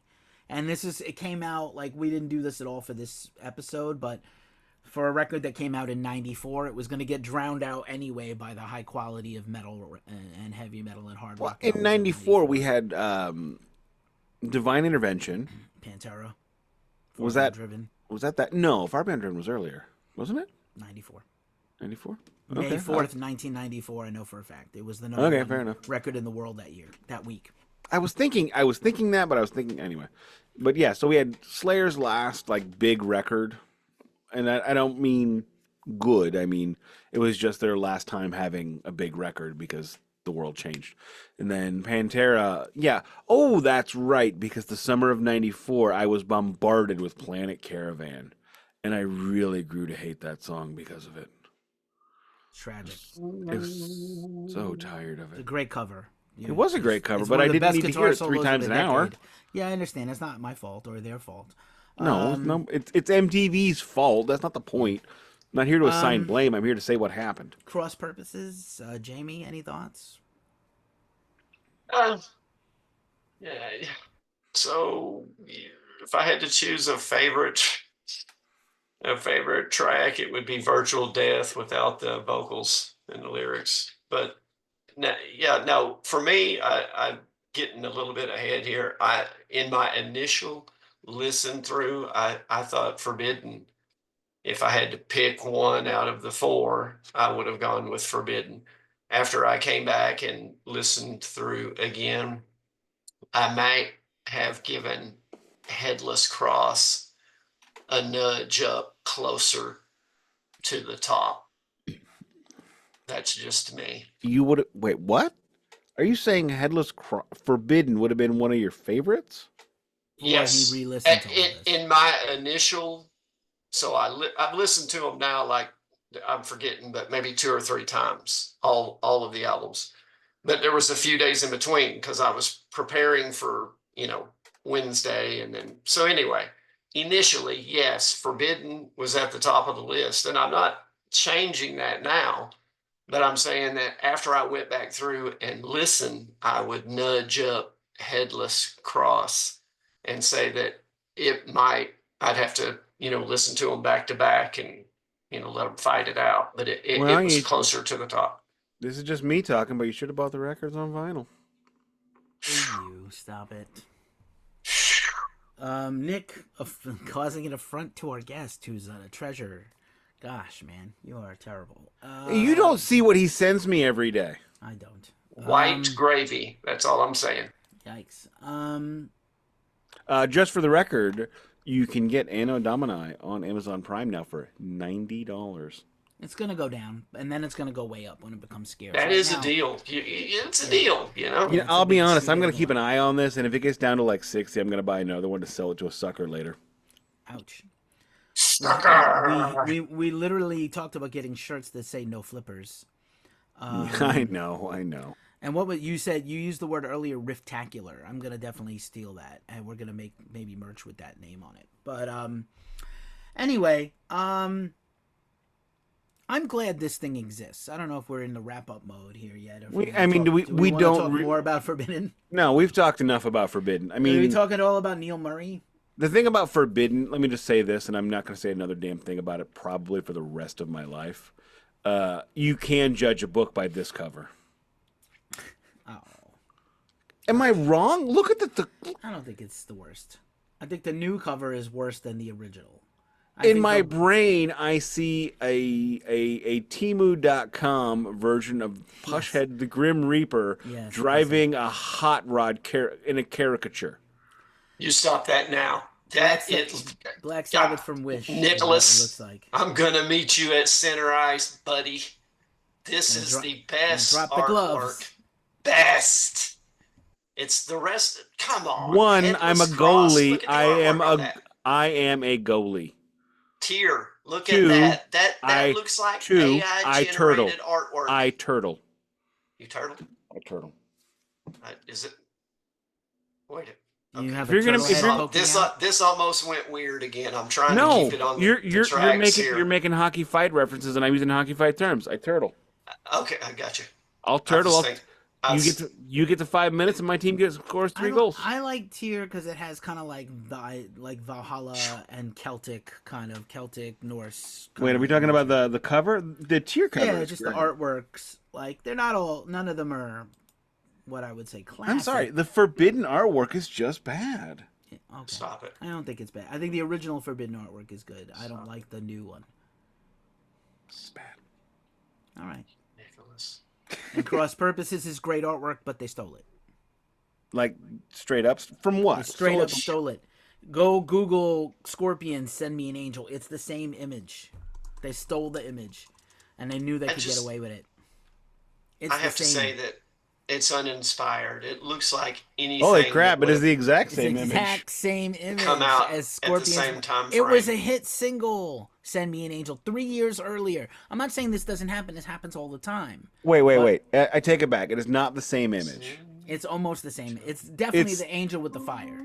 it's like 98% the same image though. But dude, I mean, it's. I'm just gonna say this: there is enough differentiation that it could have been a coincidence. it's not a coincidence, It Stop. would be man. a statistical improbability for that to have been a coincidence. Yeah, Wasn't there some controversy over Metallica, one of their recent albums, yes, and Crowbar. Crowbar? Yes, Yeah. Hardwired to Self Destruct. It's not like a apples to apples. And the artist that did Hardwired claims they never heard Crowbar, which is possible because Lars picked the artist and it's somebody that's not known for metal.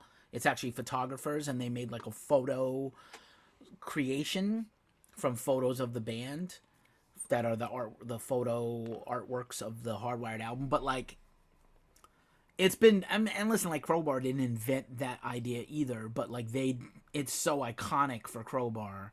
And then Lars was like, I don't know what you're talking about, man. It's like, bro. I will say this though Love about that the guy. "Send Me an Angel" thing. At least that was just a single. Scorpions is one of the biggest bands in the world, though, at this time.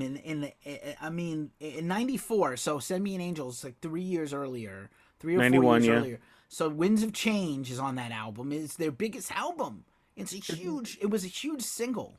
Yeah, but but nobody sees single covers. I Not guess. then. Back then, I think back then more than now. No. But more than now, yes, but back then, I mean, everything is more than right now. I'm just gonna say, yeah, they stole it. It's definitely stolen, but they didn't steal it from a record. They stole it from a single. So Yeah. Inspired by. For those that want to, by the way, just to change gears for a second, for those that want to shit on Ozzy, pre-Osbourne's Ozzy, right? 90s Ozzy. Guy founded Ozfest when he got turned down for Lollapalooza. Geezer Butler would rather be on Osmosis and in Ozzy's solo band live than be in Black Sabbath with Iommi. I mean, Osmosis is a superior album to all of these albums. Not agreed. quite the same, not the same, but like, granted, Ozzy had help writing No, lyrics and music. Osmosis was more of a Black Sabbath record than these because there were two members of Black Sabbath. Yes. So I do feel bad that So Forbidden has the same lineup as Tear. Yeah, Neil Murray in, Butler out, Cozy back in. Again, he would die a short time later. Rondinelli out, thankfully. Not a biggest fan of his. He ended up in Quiet Riot on that terrible album Nick and I discussed on the previous podcast subject. The later let 90s us not Quiet Riot let albums us that not were talk about that. so bad I can't even function. Yeah, like maybe if Ernie C had not produced Forbidden, maybe there was something in there that could have been unlocked by a better producer. I will say that the remixed version of it is a much better listen than the original. I mean, That's fair. I love the idea that Tony Iommi is like, this is the worst record we've ever done. Let me see if I can fix it because I'm Tony fucking Iommi. You can only That's polish the it. one. That's what I listened to. The remix. Yeah, that's what you're supposed. Good work. That's you understood the assignment. And we didn't really get enough. We haven't talked about Jeff Nichols at all. Jeff Nichols of Asia and Black Sabbath and other things. He was in Asia? He was in Asia at one I point. did not know that. Yes. So, Jeff Nichols doesn't get enough credit. He was actually in Black Sabbath as a live or touring member the entire way from the late 70s all the way through to 13. He was with credited every on lineup. some records too. He is credited on some records, including Forbidden. I feel like this could have been a better album under a better circumstance, and the remix is better. Like, I definitely remember listening to it once back in the day and being like, nope, not again. And then hearing it again, this is the one I've probably heard again for the first time with new ears, and these songs feel like they're new to me a little bit now. And I do like them a little more, but it's still not a good record at all. No. It is a listenable record now, whereas it was not before.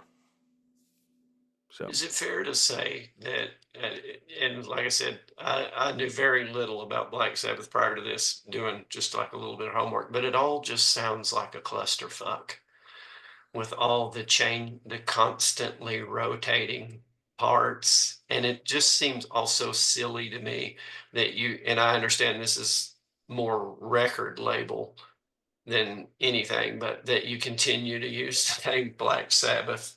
they It's had it's to. just The yeah, that's what I labels would said. not It allow was it. the label. It's just absurd though. Why, are If you you that desperate to make an album that you can't find a label that will allow you to use a different name? It's not like people don't know who Tony Iommi is. I mean, yeah, I understand, okay, they I want the biggest bang for the buck. I I get agree that. with you that with that concept, but your average music listener does not do that. Your average music listener knows the trade name of the band. It doesn't matter if Tony Iommi wrote 80% of all the music for Black Sabbath. I mean, it wasn't that much, but even if he had. There are scores of artists that have gone solo after being the creative vision and creative voice of a band that go from arenas to shitty clubs. Because it doesn't matter if you were in Kiss, now you're just Peter Criss. It doesn't matter if you were in Pink Floyd, now you're just David Gilmour. Although the David Gilmour tours now is not what I'm talking about. I'm talking about the 80s tours. It's Yeah. happened time and time and time again. You, it's if you look, you go to a record store, go to the Led Zeppelin section, and you're going to see Jimmy Page, Robert Plant, John Paul Jones in that section. Same thing if you go to the Pink Floyd section, you're going to see all the dudes' names is in there. Because if they just put David Gilmour by himself into the G's, it's going to get overlooked. That's just the reality. But when you talk Yeah. about the chaos of this band so they did Heaven and Hell. I'll let you know when they had the same lineup, two records in a row. Heaven and Hell, Mob Rules, Born Again, Seven Star, Eternal Idol, Headless Cross. 7 records in a row with a different lineup each time. Followed by Tear. First time 2 records in a row with the same lineup. However, next record after that, new lineup. Next record after that, new lineup. Next record after that, guess what? New lineup. You're on mute, I, sir. I, re- I read I a unmuted myself. quote. Go ahead, Amy. I read a, I don't even know if this is accurate, but somewhere maybe on Wikipedia or something where I guess Geezer had done a solo album or something and had a song where he accused Tony of sullying the good name of Sabbath, carrying on with all these different lineup changes. I don't think you can sully what they've done prior. That'll always stand on its own merit. So that I don't agree with. But the need to continue on and just keep trying to pluck like different parts to stick in, that just doesn't make any sense to me. I understand from the record label's perspective, but I'm talking about as a human being. Tony Iommi has such a hard on to make music that he's got to keep doing like ridiculous shit like that. That doesn't make sense to me. I mean, for me personally, and I'm not a musician, so I can't speak to that fundamental need to make music. But I mean, nothing is going to stop you from touring ever, you know. Well, we're also But talking about a why do time you, when heritage bands you couldn't do that. It wasn't like that Tony Iommi could go on endless tours. Tony Iommi featuring the music of Black Sabbath. That comes much later. I appreciate Tony continuing to stick it out. I mean, it was abject chaos, but the chaos is his fault. It's not like you had these people quitting constantly. He was firing them. I mean, he just couldn't find a band that he would stick with. It is what it is. I was gonna say, sorry for the clackety clack there a little bit. I was gonna say, I think it's a combination of the record label when it was Warner, and then I think to an extent the fans just won't accept. Like it took some time. I don't remember what year Iommi put out that awesome solo album with all the guests, which wasn't a thing. Oh, one. The one, oh one, No. yeah, I'm sorry, not 01, like 98, like the 98. silver cover, right? Yeah. And it's got Rollins and a bunch of people on it, and I love that record. And I would like more records like that, but I think maybe in the '80s and the early '90s, he felt like I'm synonymous with Black Sabbath, and maybe then a fan, maybe same thing happened to Jerry Cantrell. Alice in Chains kind of retires because of Lane's drug abuse. And Jerry tries to have a solo career, and he opens for Metallica, and they still can't sell any records from Roadrunner. Can't sell any Jerry Cantrell records. And people only want him to do Alice in Chains covers by himself. And he should have become like Glenn Frey of the Eagles. He should have become a huge star by himself. And he didn't until he brought back Alice in Chains. And he has actually his Jerry's solo record, Brighton, is phenomenal from 2 years ago. History is littered with these examples. Yeah. The examples of Ozzy Osbourne are much smaller. Ozzy Osbourne and Peter Frampton are the only people off the top of my head that I can name who left a band and got more popular. But the Iommi one, or the Ozzy one, is even more surprising because Black Sabbath was a much bigger name than whatever the hell that band was Peter Frampton was in. Fair enough. Humble Pie. Jamey, any final thoughts on this box? Because we could talk to you forever. We haven't really. I'd love to hear more from you. I know what Nick thinks and I think. Any final thoughts? You said you probably wouldn't have picked this up to listen to if we hadn't goaded you into it, right? I definitely wouldn't have. And I think that it reminded, for some reason, it reminded me of a quote listening to this stuff from Love Actually. Have you ever seen that movie? Nope. Yes. Nope. It's a great Christmas movie, one of my favorites. But anyway, there's an aging former rock star in that who goes by the name of Billy Mack. And he says, but wouldn't it be great if number one this Christmas wasn't some smug teenager, but an old ex-heroin addict searching for a comeback at any price? And that's what listening to this, that's what it sounds like to me. Somebody that is trying to reclaim the glory days, but it ain't happening. That is extraordinarily accurate. Holy crap. Also, Rex Manning Day comes to mind from High Fidelity. Oh, no, Yeah. Empire Records, excuse me. Yeah, thank you guys very much for making me feel like I'm taking advantage of Iommi and the kids from the neighborhood now. Alrighty then. Let's just go ahead and take this home. So, Jamey, on a scale of don't care, would listen again, should buy, where are you at? If I were, I'm not an enthusiastic cook.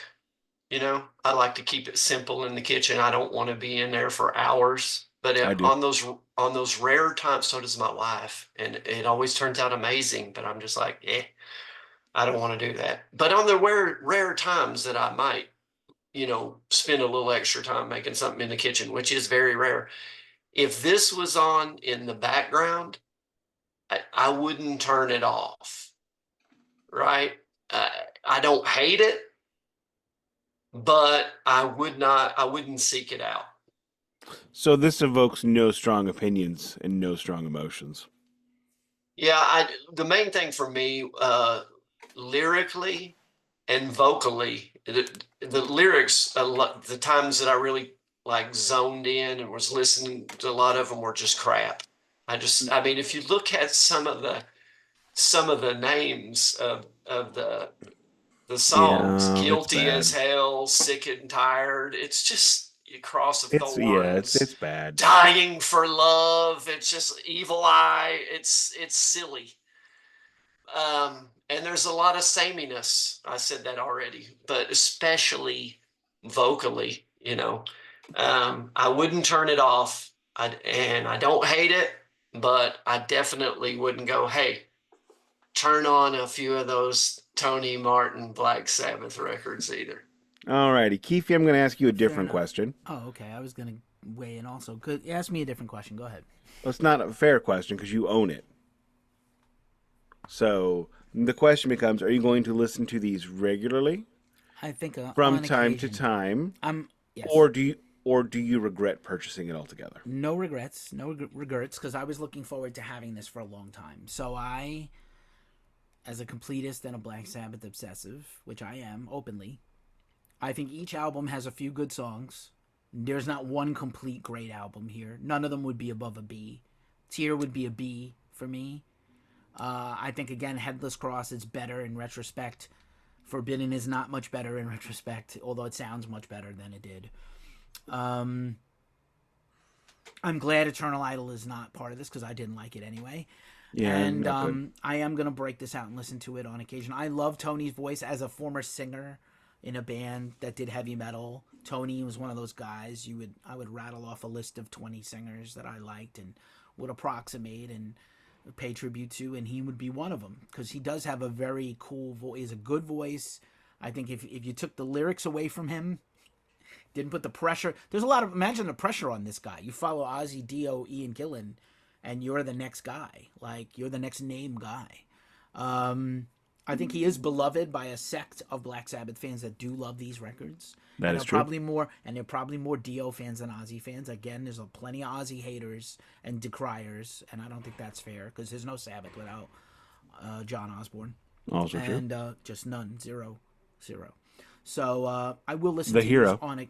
Yes, I will listen to these. I need Born Again redone one more time for me. I do love Ian Gillan. I Do you do know love what that happened album. to Born Again?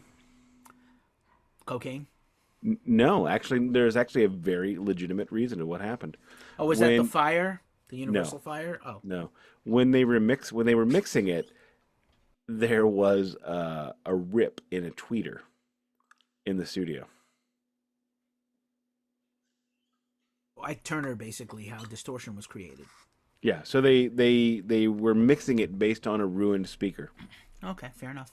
So then they heard it, went, "Oh my God!" Were they clearly too high to notice that it was a rip speaker? Well, yeah, Uh, yeah, they were too high. No regrets. I was looking forward to having this for a long time. This is probably my favorite purchase of anything this year. same. Just in terms of the quality for the bang for the buck and things like that, and the high, and just to have these records from a. This is like the magic of being a vinyl collector is to be able to get your hands on something like this that did not exist previously. That Iommi put years in to do this off and on, and made it happen. Like if Iommi didn't want this to happen, it would not happen. And so I'm really happy about that. I concur. These are not spectacular records, but for what I paid for, especially for what I paid for them, I'm happy to have them. And I just, like I said, I didn't want to miss out. These are not. This is not the creme de la creme of Black Sabbath. That is not Tony Martin's fault. That is the fact that it basically was never Black Sabbath when he was in the band. It was just Tony and these other kids. And That's not Martin's fault. no, completely not his fault. It doesn't matter who the singer is. It can be Black Sabbath with any singer. I could be the singer to be Black Sabbath because it's Black Sabbath is Tony and Geezer. They are the two that made the sound. Not to I mean, pile on. Not to I pile wouldn't on. listen to me singing a Black Sabbath. Our That'd be very stupid. first series together was it not Iron Maiden? Yes, it was. And Nick is famous for using No, it was Black. It was Black Sabbath. Or no, Okay, it was then it was Metallica. Metallica. Metallica and then Maiden, right? Yeah. Okay, so Maiden is perhaps the biggest 30-30-30 band ever beside Kiss, which is really saying something. Where their records are largely not consistent. Very mid. These records are more mid than those records. Oh yeah. Oh yeah. By a lot. These are like 30-70 records. Yeah, and I don't feel good saying it, but we have to acknowledge it, right? It's true. It's what it is. I mean, it is what it is. Hey, Jamey, tell everybody where they can find you. Are a delight, and I hope we'll have you on again. This is like our first box set ever thing, I think. So Yes, I it think is. we First kind of one. have to have you back to just do a one record so we can hear more from you and have less shit to talk about. But Let's I do bring him. Let's bring him back on the in the Metallica series. maybe Let's if you let's like. do that. I Well, would let's see like if he to. wants to. Maybe he hates He Metallica. wants to. He loves them. I'm I not so sure. love to. I love being on the show. It has been a But thrill. he didn't say loves Metallica. I love being on this show. I Oh shit. Metallica. They have some albums that I love and some that I think are okay, and a bunch that I haven't even heard. So, but see, I'm one of those weirdos because I don't care for solo Ozzy, not even a little bit. But it's weird to me that people would crap on Black Sabbath Ozzy, even though I haven't heard. Uh, but one album, I've heard many songs of Black Sabbath Ozzy, and they're great songs. And he fits in perfectly with what they're doing. And so I don't understand how. I mean, and I like Dio as well, but Sabbath, Ozzy with Sabbath is a magical mix. Correct. Correct. But yeah, hey, thank you so much for having me. I'm happy to be here for whatever the assignment is. It's a Alrighty, Del. good time. You just made a mistake. You just got Duncan Evans. Okay. Well, Duncan Jamie, Stevens. tell us Yeah. where people can find you, what you would like to promote the most. We'll link everything in the description, but I'd like to hear it from you also. Um, I guess probably the main thing, I'm not as heavy on social media as I once was in terms of promoting the show and stuff like that. You can find me if you want to listen to my show, the Fistful of Doom show. You can find me at mixcloud.com/Jamey Morris / I'm obviously on Facebook. I promote the show on Facebook, also on Twitter. On Twitter, you can find me at Flatulent Fuzz. Facebook, if you want to just exclusively follow the show, Fistful of Doom 66. And like I said, the Ripple Effect blog, I do interviews over there frequently with a lot of underground bands. That's what I enjoy most outside of doing the podcast. I love to find out kind of, what makes people tick and ask amusing questions to, you know, I like to keep it fun and entertaining. That's what's great about what you guys do. No, I'm very serious about this. Very serious. Right. Right on. Hey, Jamie, thank you. I still feel, I think I would prefer to have Jamie come on and talk about something more his area of expertise than push him out of his comfort zone again for something like this madness that we did today. We inflicted on him today. But, Jamie, you're a treasure, and I would just want to thank you for coming on. And we're going to, like I said, link everything in the description and have people follow you, hopefully. From us, we don't have a mighty following, but I'll also promote it with Ghost Cult, as I do with everything we do here. And yeah, we would love to have you back on again. Perhaps there's something a little more enjoyable for you. Nick, take us home, buddy. All right. No. Oh, Jamie's got a Doom shirt. I forgot. I know that y'all always talk about your shirts, and I forgot to talk about. I've got Wind Rider. This is one of my favorite album art of maybe all time here. I love this. It's a little sci-fi. So I wanted to throw that up right quick and shout out to a great band. I know you guys talk about vinyl a lot. Hang on. Hold on. I'm gonna get drunk by the time he finishes. Hold on. Put it on your face. Put it on your face. I've got it on vinyl. I can't see it though. Yeah, sorry. Hang on, let me move this. No. Anyway, it's their record on vinyl. We'll just have to trust you. We'll link their Bandcamp or something. So we'll trust you. Trust me. Thank you for having me. Jamie, it has been a delight. You have been my best frenemy on Twitter for the past 5 years, and that's what I appreciate about you. Keefy, the fact that you put up with all this crap that I come up with and keep coming back for more, that's what I wonder about you. Everyone who listens, I question you more than myself, and I am an anxious person. So thank you very much for coming back. Thank you very much for just spending some time with us. I know how many shows there are in this world. I made the joke earlier, there's plenty of time for podcasts. There's not. There's only so much time. The fact that you have taken your time, spent your time, given us your most precious resource is the most humbling and wonderful thing I can ever say. And we do a lot of goofy, silly things on this show, mostly me trying to make everybody laugh because that makes me feel like a big man. But the fact that you spent your time with us is humbling and wonderful, and I greatly appreciate that. As we always say, if you could finger fudge the like button, finagle the subscribe to hit you in the inbox or the outbox, whatever, hit you in a box, it's fine. We would so greatly appreciate that. And if you could tell one friend, one neighbor, or just share a link from time to time. That would be the greatest thing you could absolutely do for us. We don't ask for money. We don't have a Patreon. We don't do any of that. We just want to get a greater reach, and your reach is more important than you sending us $5 a month.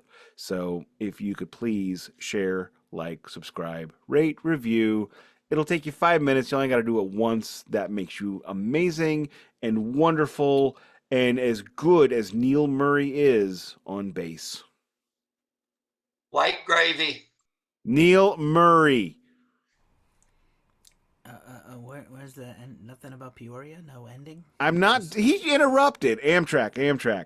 Anyway, as we say every week, this has been the Glacially Musical Podcast. It does not play in Peoria, but Rocky Hockey coached the Rivermen to yet another champion. Rocky Hockey, punch you in the face.